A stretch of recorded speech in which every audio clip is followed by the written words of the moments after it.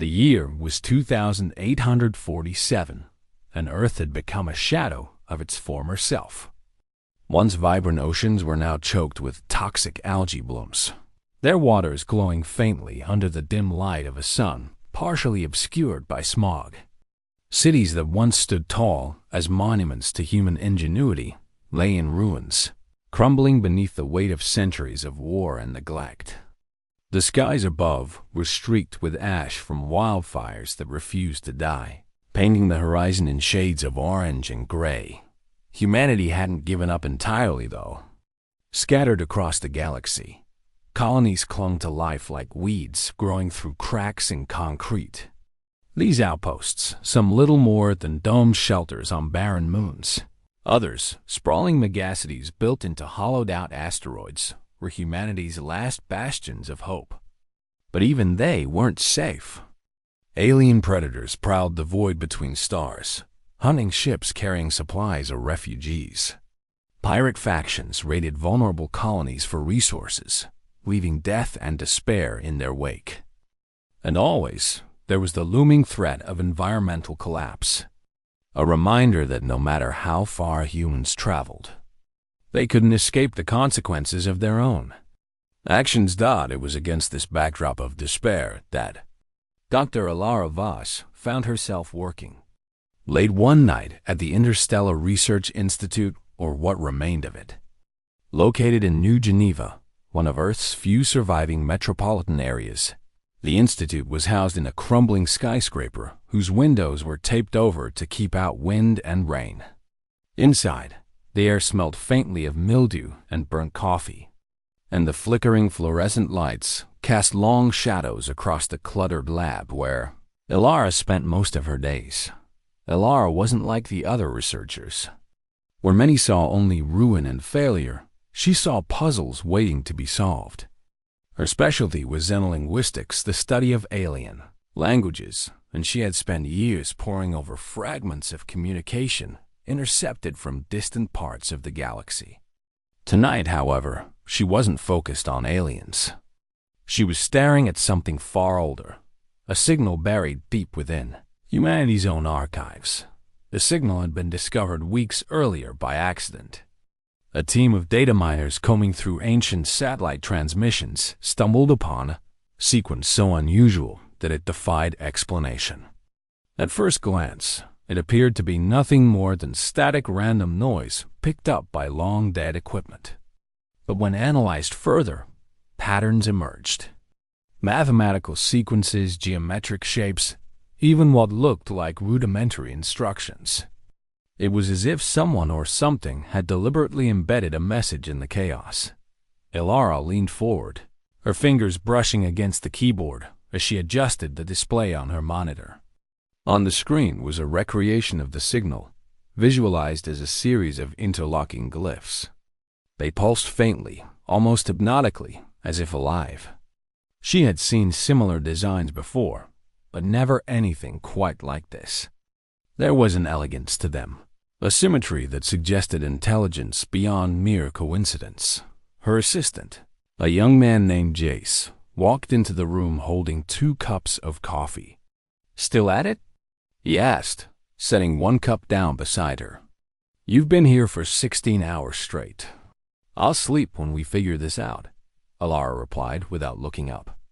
Her voice was calm but edged with determination. "This isn't just some random transmission. It's deliberate. Someone wanted us to find it?" Jace frowned, glancing at the screen. "But who? And why now? This thing's been sitting in our archives for centuries." "That's the question, isn't it?" Ilara murmured. She took a sip of coffee, wincing at the bitterness. Whoever sent it knew we'd eventually have the technology to decode it. Maybe they were counting on us being desperate enough to try. Desperation was something humanity understood all too well these days. Resources were dwindling faster than anyone could replenish them, and tensions between colonies were reaching a boiling point. The Terran Alliance, the fragile governing body that oversaw humanity's scattered settlements, was on the verge of collapse. Leaders argued endlessly over rationing policies and military strategies.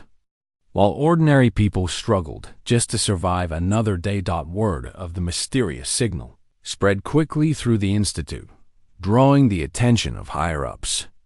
By morning, Alara's lab was flooded with officials demanding answers.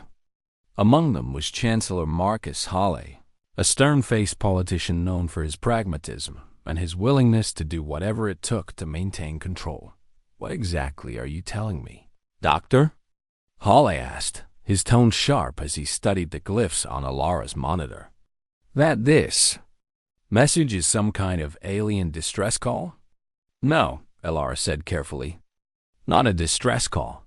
More like a key. Or maybe a map." Hawley raised an eyebrow. "A map to what?"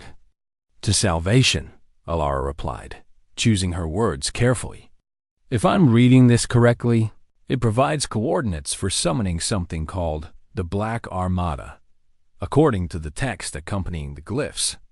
It's described as an unstoppable force, capable of reshaping reality itself."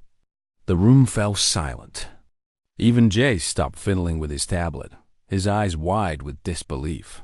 "You're saying we can summon some kind of super weapon?" Hawley asked finally, his voice tinged with skepticism.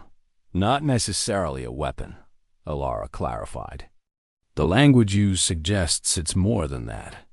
It's a fleet, yes, but also something else, something incomprehensible. Think of it as a manifestation of power, not bound by conventional physics." Hawley crossed his arms, his expression unreadable. "And you trust this? What if it's a trap? What if activating it brings destruction instead of salvation?" Alara hesitated. She didn't have all the answers, and she knew better than to promise certainty. But she also knew that humanity didn't have many options left. "We don't know for sure," she admitted. "But we're running out of time. If there's even a chance this could help us, shouldn't we take it?" Hawley stared at her for a long moment before nodding curtly. "Very well. Proceed with activation. But understand this, Doctor, if this goes wrong, the blame will rest squarely on your shoulders." With that, he turned and left the room, leaving Alara and Jace alone once again. Over the next several days, the Institute mobilized every available resource to prepare for the activation. Massive arrays of satellites were repositioned to align with the coordinates provided by the signal. Engineers worked around the clock to modify transmitters capable of broadcasting the glyphs into deep space. Meanwhile, news of the project leaked to the public, sparking both hope and panic. Some hailed it as humanity's last chance for survival, while others condemned it as reckless folly. Finally, the day of activation arrived. Alara stood on a platform overlooking the main control room, her heart pounding as technicians counted down the final seconds. Jay stood beside her, gripping the railing tightly.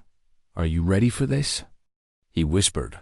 "No," Alara admitted quietly. "But I don't think any of us are."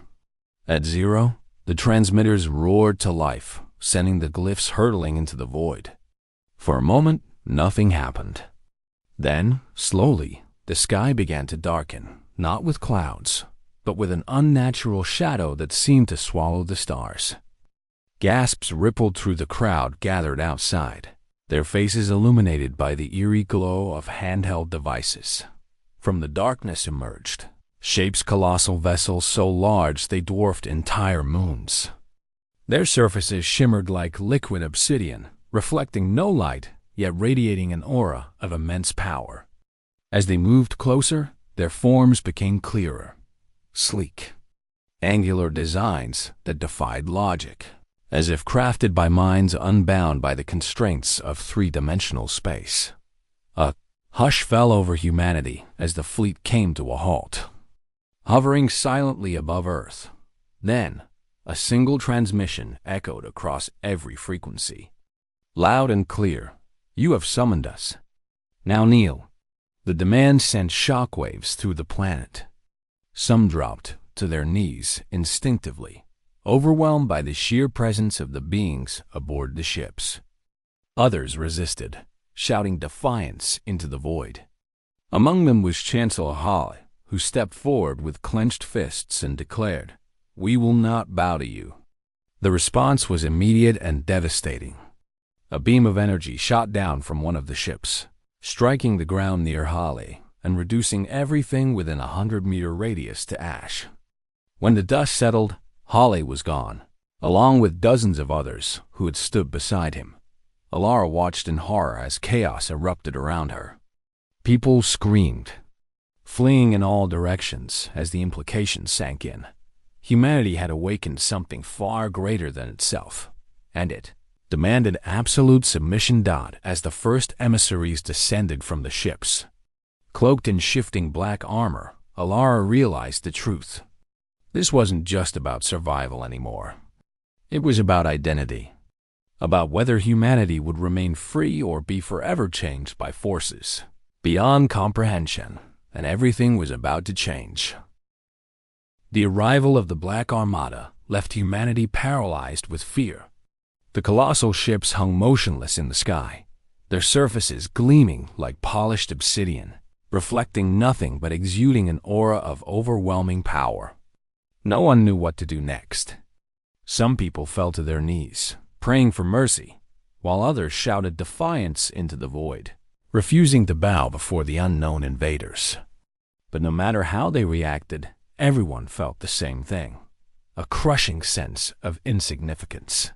Alara Voss stood frozen on the platform outside the Interstellar Research Institute, her mind racing as she tried to make sense of what was happening. She had spent her entire career studying alien languages and deciphering signals from distant worlds, but nothing could have prepared her for this. The beings aboard those ships weren't just aliens. They were something else entirely. Something incomprehensible. From the largest ship descended figures, cloaked in shifting black armor that seemed to ripple like liquid shadow. They moved with unnatural grace, their forms indistinct yet radiating authority. These envoys introduced themselves simply as the Eidolon, though their voices carried through every communication channel without sound, resonating directly in the minds of those who heard them. Their message was clear and unyielding. You summoned us. Now kneel. Kneeling wasn't just a physical act. It was a demand for complete submission. The Eidolon explained that they were stewards of balance across the cosmos, tasked with maintaining order among civilizations. Humanity's reckless summoning of the Black Armada had disrupted that balance, forcing the Eidolon to intervene directly. To restore harmony, humans would need to prove themselves worthy or face extinction. Chancellor Marcus Hale's defiant refusal had already cost him his life, along with countless others. His ashes still lingered in the air, a grim reminder of the price of resistance. Yet even after witnessing such destruction, not everyone was ready to comply. Resistance groups began forming almost immediately, led by survivors determined to fight back against the invaders. One such leader was Commander Arlen Rourke, a battle-scarred veteran of the interstellar wars. With his grizzled appearance and fiery temper, Rourke had always been a symbol of resilience. He gathered a group of loyal soldiers and civilians, vowing to resist the Eidolon at all costs. "They think we'll roll over and die," he barked during a makeshift rally in the ruins of New Geneva. "We didn't survive everything this galaxy threw at us just to kneel before some shiny ghosts." His words inspired many, but they also sparked division. While some rallied behind Rourke, others saw wisdom in compliance. Among them was Dr. Lila Marquez, a biologist who argued that humanity couldn't win a war against beings capable of wiping out entire cities with a single blast. "If kneeling is what it takes to survive," she said during a heated debate, "then maybe it's time we swallow our pride." As tensions grew, Alara found herself caught between these opposing forces. Her role in decoding the summoning signal made her both a hero and a target. Some blamed her for bringing the Eidolon to Earth, while others looked to her for guidance. Despite the pressure, she refused to take sides. Instead, she focused on understanding the Eidolon. hoping to find a way to negotiate or even outsmart them. Her opportunity came when the Eidolon requested a liaison, a human representative, to serve as a bridge between their species and humanity. To everyone's surprise, Alara volunteered. Many warned her against it, including Jace, her assistant, who begged her not to go. "You don't know what they'll do to you," he pleaded. "What if they're dangerous?" "They're already dangerous," Alara replied calmly. "But if we want any chance of surviving this, someone has to talk to them. And I am the only one who can." With reluctance, the remnants of the Terran Alliance agreed to let her go. Escorted by a small team of guards, Alara boarded a shuttle bound for the largest Eidolon vessel. As they approached, the scale of the ship became even more apparent. It loomed above them like a mountain, its surface smooth and featureless except for faint, pulsating veins of light that seemed to pulse in rhythm with some unseen heartbeat inside. The environment was unlike anything Alara had ever experienced. The walls shifted and shimmered, constantly changing shape as if alive. The air was thick with a strange energy that made her skin tingle. There were no visible doors or corridors, just open spaces that rearranged themselves depending on where she walked. It was disorienting, almost maddening, but she forced herself to stay focused. Her guide was an Eidolon envoy, its form concealed beneath layers of flowing black material that obscured its features. Its presence was suffocating, yet strangely calm. When it spoke, its voice echoed in her mind rather than her ears. "You are brave to come here," it said. "Few of your kind possess such courage." "I'm not brave," Alara admitted. "I'm desperate. My people are dying. We didn't mean to summon you. We were trying to save ourselves." The Eidolon paused, tilting its head slightly as if considering her words. "Desperation is no excuse," it replied. "Your actions have consequences, whether intended or not. You must understand, we are not here to destroy you, but neither are we here to save you. Our purpose is to judge." "Judge us?" Alara asked, her voice trembling. "On what basis?" "Balance," the Eidolon answered simply. "Every civilization must prove it can coexist peacefully with others. Those who fail are removed. Those who succeed may join us or continue as they are." Alara felt a chill run down her spine. Join them? What did that mean? Before she could ask, the Eidolon gestured for her to follow. They entered a vast chamber filled with floating glyphs, similar to the ones used to summon the fleet.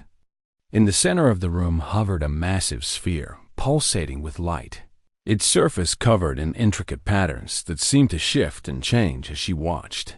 "This is the Nexus," the Eidolon explained. "It holds the collective knowledge of all civilizations judged by the Black Armada. Through it, we assess your worthiness." Alara stared at the sphere, awestruck. If the Eidolon truly possessed the combined wisdom of countless species, then perhaps there was hope. Maybe she could convince them that humanity deserved a second chance. Back on Earth, the situation continued to deteriorate. The Eidolon imposed strict rules on human behavior, forbidding acts of violence and demanding obedience. Those who complied began experiencing strange changes. People reported vivid dreams filled with impossible landscapes and whispers promising transcendence. Some claimed to feel stronger, smarter, or more connected to the universe.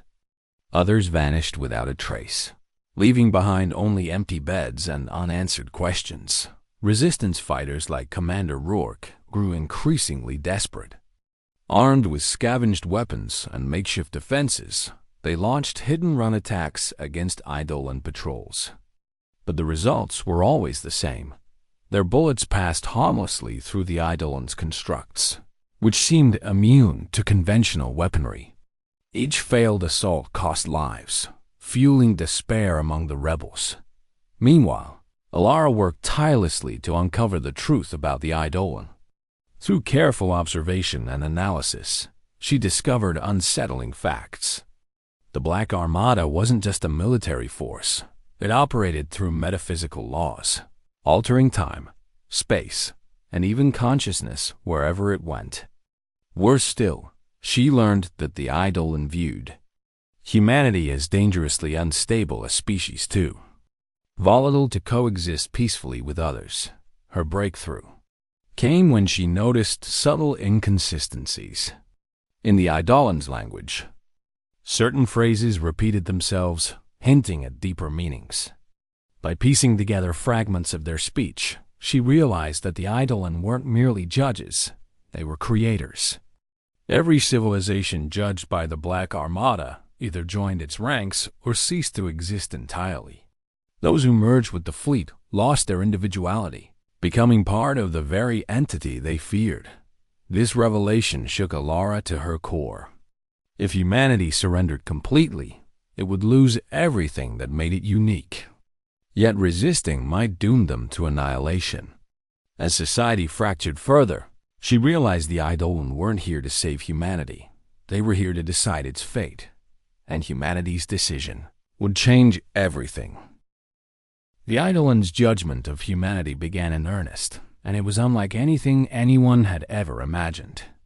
Instead of outright destruction or immediate demands for submission, they imposed a series of trials tests designed to determine whether humans deserved to continue existing. These trials were not fought with weapons or armies, but with minds, emotions, and willpower. They blurred the line between reality and illusion, leaving participants questioning what was real and what was fabricated by the Eidolon's influence. Commander Arlen Rourke watched helplessly as entire cities became arenas for these tests. The Eidolon transformed urban landscapes into surreal environments where civilians faced manifestations of their deepest fears, regrets, and desires. Streets twisted into endless loops, buildings stretched impossibly high into the sky, and shadows moved on their own, whispering secrets only the victim could hear.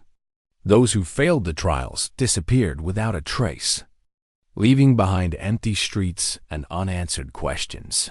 Rourke tried to fight back, leading guerrilla attacks against Eidolon forces during the trials. He gathered his resistance fighters, equipping them with whatever weapons they could scavenge, and launched ambushes whenever an Eidolon patrol appeared. But every attempt ended in failure. Their bullets passed harmlessly through the Eidolon's constructs, which seemed made of pure thought rather than matter. Worse still, each attack cost lives, not just among the rebels, but also innocent bystanders caught in the crossfire. It's like hitting smoke. One of Rourke's soldiers muttered after yet another failed assault. "They're not even real. They're real enough to kill us," Rourke snapped, slamming his fist against the wall. His frustration was boiling over. For weeks, he'd been trying to find a way to hurt the invaders, but nothing worked.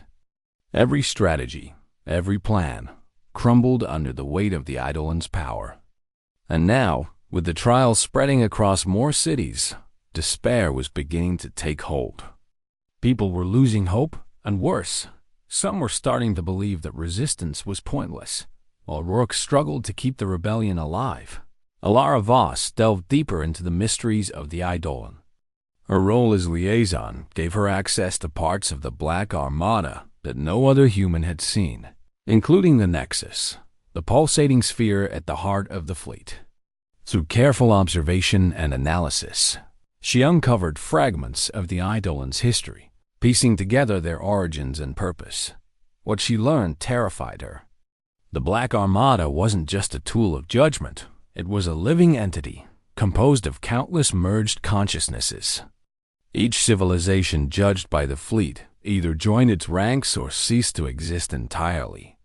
Those who submitted lost their individuality, becoming part of the collective mind that powered the Armada.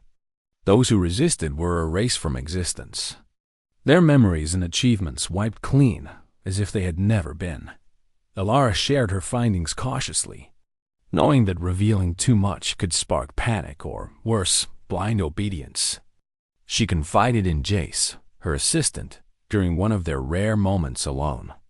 "It's not about saving us," she whispered, her voice trembling. It's about absorbing us. If we surrender completely, we'll lose everything that makes us human. Jay stared at her, his face pale. Then we can't let that happen. But how do we stop it? Alara asked, her voice rising despite herself. We can't fight them. We've tried, and look where it got us. They're not just powerful, they're beyond our understanding. We have to try something, Jace insisted. Even if it's crazy.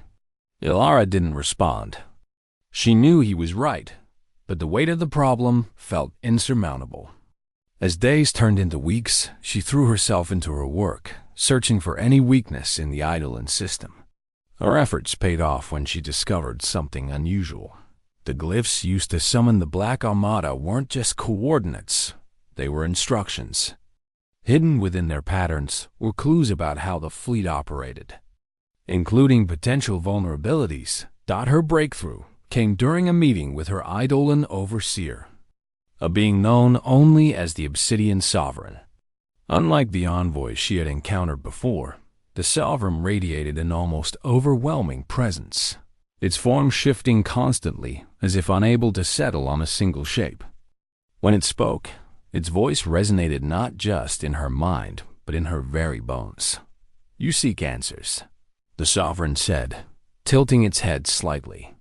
It wasn't a question. I want to understand, Alara replied, forcing herself to remain calm. Why are you doing this? What gives you the right to decide our fate? The Sovereign paused, as if considering her words. Your kind is volatile, it finally answered. You destroy yourselves and others without thought. Balance must be maintained. Without it, chaos spreads. But balance doesn't mean erasing us, Alara countered. There has to be another way.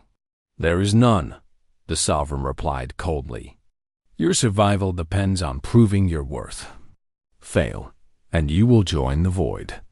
Succeed, and you may transcend. Alara felt a chill run down her spine. Transcendence sounded tempting, but at what cost? Would humanity truly survive if it became part of the Black Armada, or would it simply cease to exist as a distinct species? As the trials intensified, society fractured further. Those who complied with the Eidolon began exhibiting strange changes. Some claimed to feel stronger, smarter, or more connected to the universe, while others reported vivid dreams filled with impossible landscapes and whispers promising enlightenment. A growing number vanished without explanation, leaving behind loved ones who mourned their loss or envied their transformation. Resistance. Leaders like Rourke saw these changes as proof that the Eidolon were corrupting humanity, stripping away its flaws and replacing them with something alien. They're turning us into slaves, he declared during a secret meeting with his followers. If we don't stop them, there won't be any of us left. But not everyone agreed. Some argued that the Eidolon offered salvation, a chance to rise above humanity's limitations and achieve greatness. Among them was Dr. Leila Marquez, who publicly urged people to embrace the trials.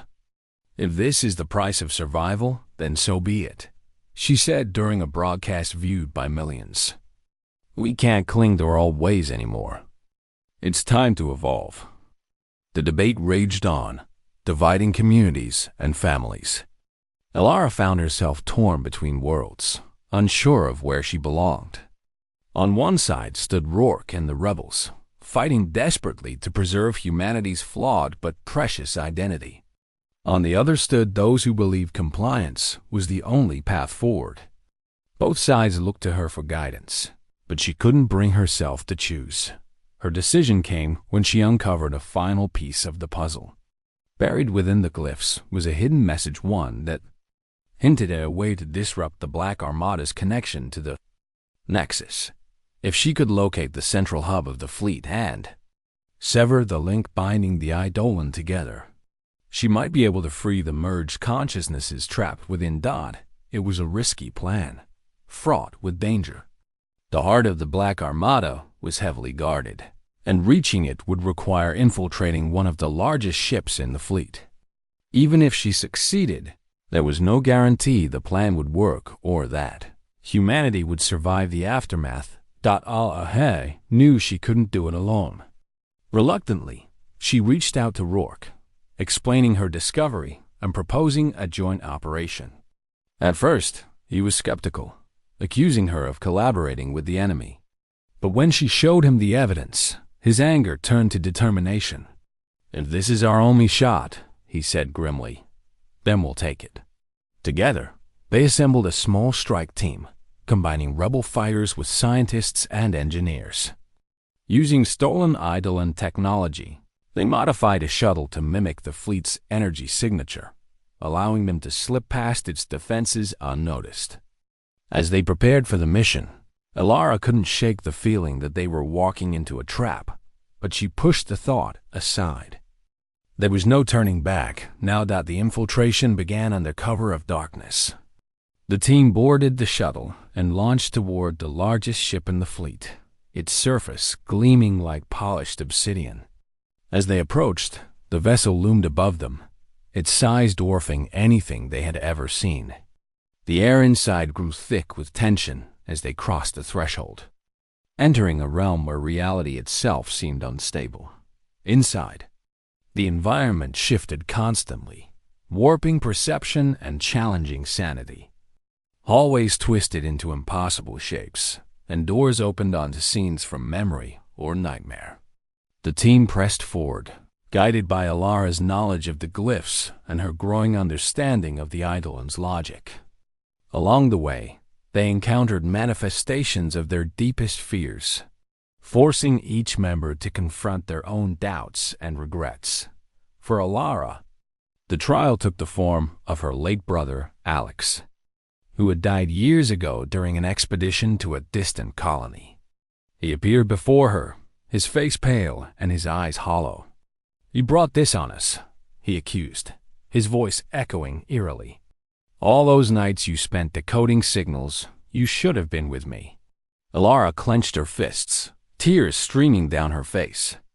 "I'm sorry," she whispered. "I couldn't save you." "But you can save them," Alex replied, his tone softening. "Don't give up." With renewed determination, Alara pushed onward, catching up with the rest of the team.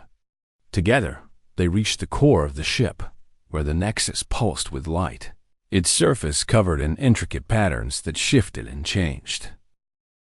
The air inside the chamber was thick with tension, almost suffocating. The Obsidian Sovereign loomed over Alara and her team, its form shifting like liquid shadow, impossible to pin down or fully understand. Its presence filled the room, pressing against them not just physically, but mentally, as if it were probing their thoughts and fears. Behind it, the Nexus pulsed steadily, a massive sphere of light that seemed alive, its surface rippling with patterns too complex for the human mind to comprehend. Alara took a step forward, her heart pounding in her chest. She could feel the weight of what she was about to do, not just for herself, but for all of humanity. If she failed here, everything would be lost. But if she succeeded, even then, there were no guarantees. The Eidolon weren't just invaders. They were something far greater, something beyond human understanding. And yet, she had to try. "You think you're gods," Alara said, her voice steady despite the fear coursing through her veins. "But you're not. You're prisoners of your own design. You judge civilizations, absorb them, and call it balance. But where's the freedom in that? Where's the choice?" The Sovereign tilted its head slightly, as if considering her words. "Freedom is chaos," it replied, its voice resonating directly in their minds. "Without control, destruction follows. Your kind has proven this time and again. But control isn't the answer either." Alara shot back. "You don't save civilizations by erasing them. You destroy them. That's not balance, it's domination." For a moment, the Sovereign was silent, its shifting form freezing in place. Then, slowly, it began to move again, circling around Alara like a predator sizing up its prey.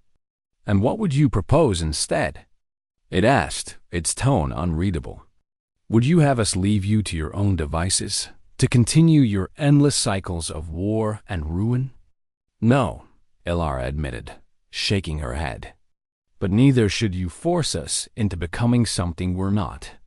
Humanity isn't perfect. We never will be. But we deserve the chance to grow, to make mistakes, and to learn from them. Isn't that what evolution is supposed to be? The Sovereign stopped moving, standing perfectly still for the first time since the confrontation began. It studied her intently, its gaze piercing through her defenses. Finally, it spoke again, its voice quieter but no less powerful. You speak boldly for one so small. Do you truly believe your species can change? I believe we can try, Elara said firmly. Isn't that worth something? The Sovereign didn't respond immediately. Instead, it turned its attention to the Nexus, gesturing toward it with a flick of its hand. Instantly, images began to appear on its surface scenes from countless civilizations judged by the Black Armada over millennia. Some showed moments of triumph, cities built, art created, lives saved. Others depicted horrors, wars waged, planets destroyed, species wiped out. Each image was accompanied by whispers, voices speaking in languages long forgotten, pleading, crying, laughing, shouting. These are the echoes of those who came before you, the Sovereign explained. Some chose to join us willingly, believing in our vision of order. Others resisted and were erased. What makes you think your fate will be any different? Because we have a choice, Elara replied without hesitation. That's what sets us apart. We may fail, we may stumble, but at least we choose our path. You take that away, and you take away everything that makes life worth living. The Sovereign regarded her for a long moment, its expression unreadable. Then, unexpectedly, it stepped aside, revealing the Nexus fully. Very well, it said. Prove your worth. If you can sever the connection binding us together, freeing the merged consciousnesses within, then perhaps your kind deserves another chance. But know this, failure will mean your end and ours. Elara nodded, steeling herself for what lay ahead. She turned to her team, who stood frozen in awe at the sight of the Nexus. This is it, she told them, her voice firm. We only get one shot. Stay close, and don't let anything distract you. With that, they moved forward, approaching the glowing sphere. As they drew nearer, the air grew heavier, charged with an energy that made their skin tingle. The patterns on the Nexus shifted faster, responding to their presence. Elara reached out cautiously, her fingers brushing against its surface. It felt warm, almost alive, pulsing gently beneath her touch. Suddenly, visions flooded her mind memories of civilizations past, both triumphant and tragic. She saw ancient beings crafting tools for the first time, their faces alight with wonder. She witnessed empires rising and falling, their glory fading into dust. She felt the pain of extinction, the sorrow of loss, and the joy of creation. It was overwhelming, threatening to pull her under. But she forced herself to focus, using the knowledge she had gained from deciphering the glyphs. Elara began manipulating the patterns on the Nexus, searching for the link that bound the Eidolon together. Her hands moved quickly, tracing lines of energy that glowed brighter with each adjustment. Around her, the chambers shifted and warped, reality bending under the strain of her actions. Shadows danced across the walls, and whispers filled the air, urging her to stop. Behind her, the team fought off manifestations of their deepest fears. Commander Rourke faced a version of himself consumed by guilt and regret, while Jace battled illusions of his family, begging him to abandon the mission. Despite the chaos, they held their ground, determined to protect Elara as she worked. Finally, after what felt like hours, Elara found what she was looking for, a single thread of light connecting the Nexus to the Eidolon. It pulsed faintly, almost imperceptibly, but she knew it was the key. With trembling hands, she reached out and grasped it, pulling with all her strength. The reaction was instantaneous. The Nexus erupted in a burst of light, blinding everyone in the chamber. The Sovereign staggered back, its form flickering as if struggling to maintain cohesion. Across the fleet, the ships of the Black Armada trembled, their surfaces cracking and splitting apart. Alara fell to her knees, exhausted but victorious. The connection was broken. Around her, the merged consciousnesses trapped within the Nexus began to awaken, their voices rising in a chorus of relief and gratitude.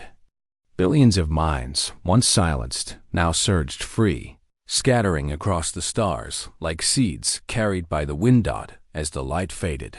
The Sovereign collapsed to the ground, its form dissolving into nothingness. For the first time, Alara realized it wasn't just a being, it was a collection of voices, a fragment of the collective mind that powered the Armada. Without the Nexus, it could no longer exist. The chamber fell silent, the oppressive weight lifting as the last remnants of the Eidolon disappeared.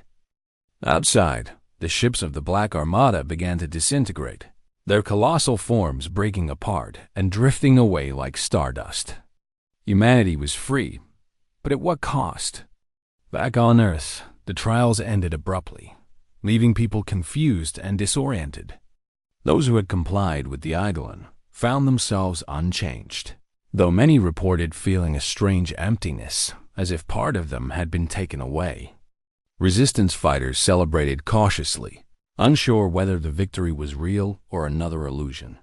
Alara and her team returned to Earth days later, greeted as heroes by some and pariahs by others.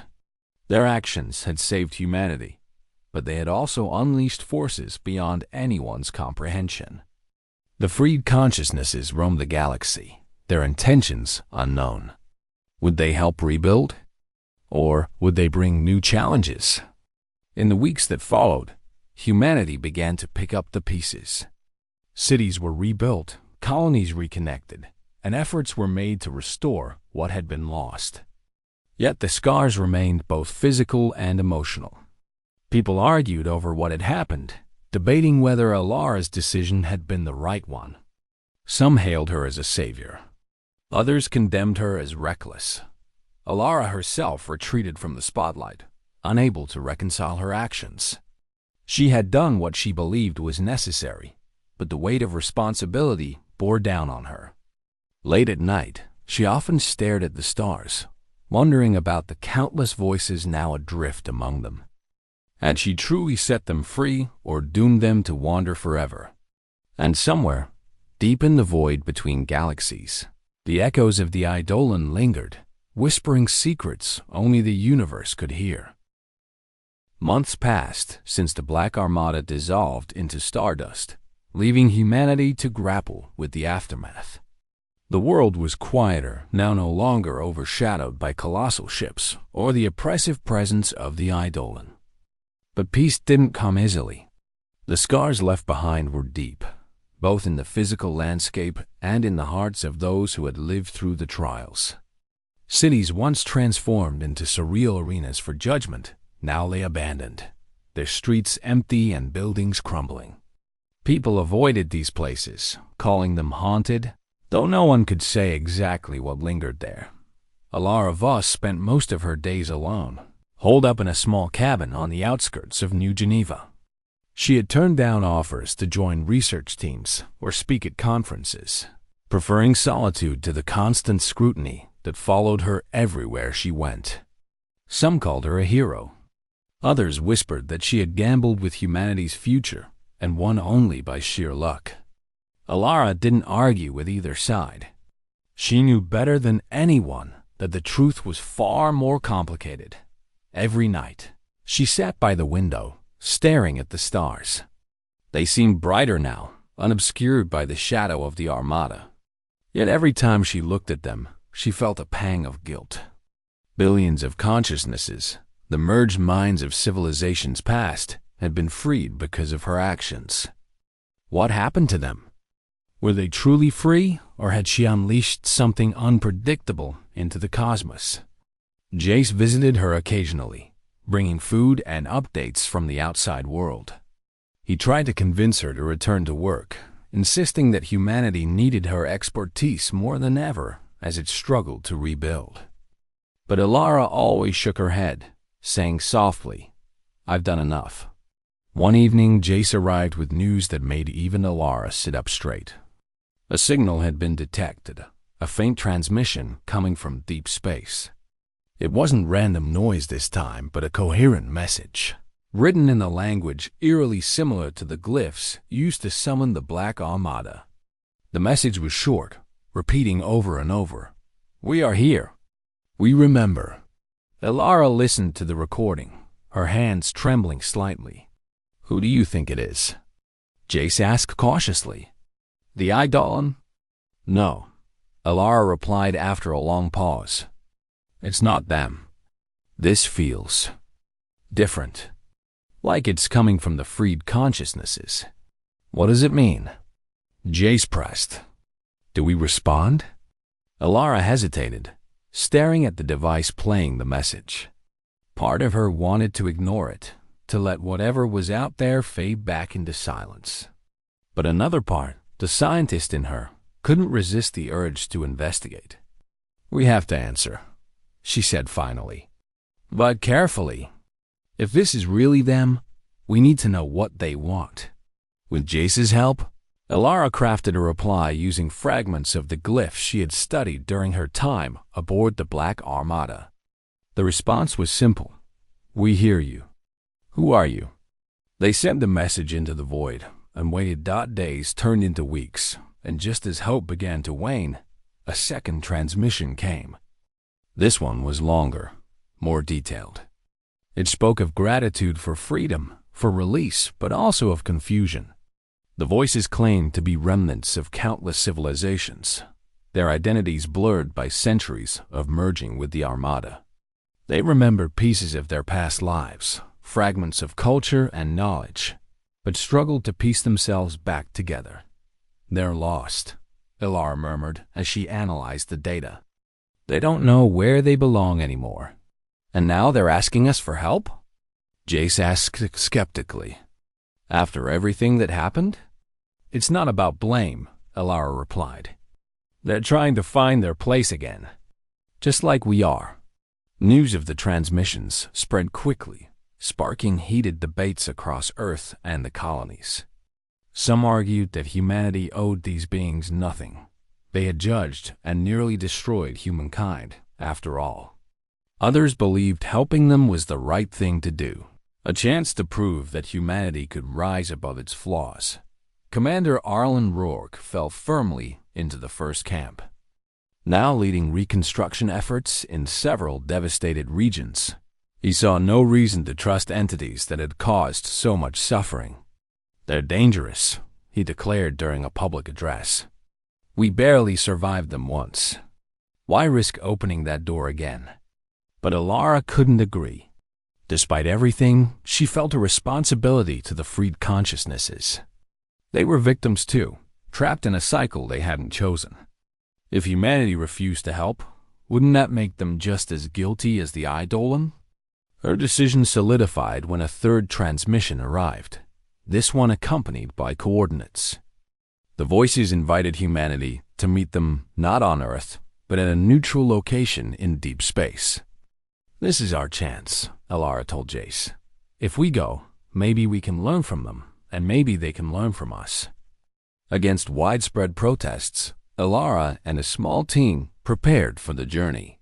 Using modified technology scavenged from the remains of the Black Armada, they retrofitted an old exploration vessel capable of surviving the trip. Commander Rourke insisted on joining them, unwilling to let Alara face potential danger alone. "Don't get me wrong," he growled as they boarded the ship. "I still think this is a bad idea. But if things go south, someone's got to be there to pull your ass out of the fire." The voyage took weeks, the vast emptiness of space stretching endlessly around them. When they finally reached the designated coordinates, they found a massive structure floating silently against the backdrop of stars. It resembled the Nexus, but smaller, its surface shimmering with faint light. As they approached, the structure opened, revealing a cavernous interior filled with glowing patterns that pulsed rhythmically. Inside, the team encountered the freed consciousnesses, not as physical beings, but as projections. Their forms shifting and blending like smoke. Their voices echoed in harmony, speaking directly into the minds of the visitors. "Thank you for coming," they said. "We seek understanding." Over the next several days, Alara and her team communicated with the consciousnesses, learning about their fragmented memories and shared experiences. They discovered that many of the beings had once been part of thriving civilizations, each unique in its own way. Some had willingly joined the Black Armada, believing it offered salvation. Others had resisted, only to be absorbed against their will.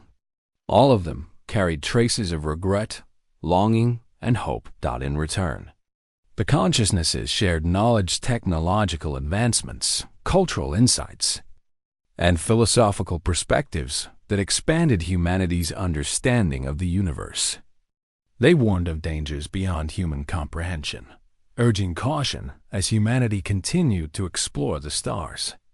But they also expressed admiration for humanity's resilience, its ability to adapt and survive despite overwhelming odds. By the end of the encounter, Alara felt a sense of closure she hadn't expected. The consciousnesses weren't perfect. They were flawed, just like humans, but they were trying to heal, to rediscover who they were. And perhaps, in doing so, they could teach humanity something valuable. That growth comes not from perfection, but from perseverance. When the team returned to Earth, they brought stories of wonder and wisdom, sparking renewed optimism among survivors. Colonies began working together more closely, pooling resources and sharing ideas. Art, music, and literature flourished as people embraced creativity as a form of healing. Even Commander Rourke softened his stance, admitting privately to Alara that maybe, just maybe, trusting the unknown wasn't always a mistake. Alara herself remained humble, avoiding the spotlight even as others celebrated her role in bridging two worlds. She knew the road ahead wouldn't be easy. There would still be challenges, conflicts, and moments of doubt. But for the first time in years, she allowed herself to feel a glimmer of hope. As she stood beneath the night sky, watching the stars twinkle brightly, Alara realized something important. Humanity hadn't changed because of the Black Armada. It had changed because of itself. The trials, the sacrifices, the choices made along the way had shaped them into something stronger, wiser, and more united. And though the echoes of the past would always linger, humanity had proven one thing beyond a shadow of a doubt, that even in the face of oblivion, it could stand tall.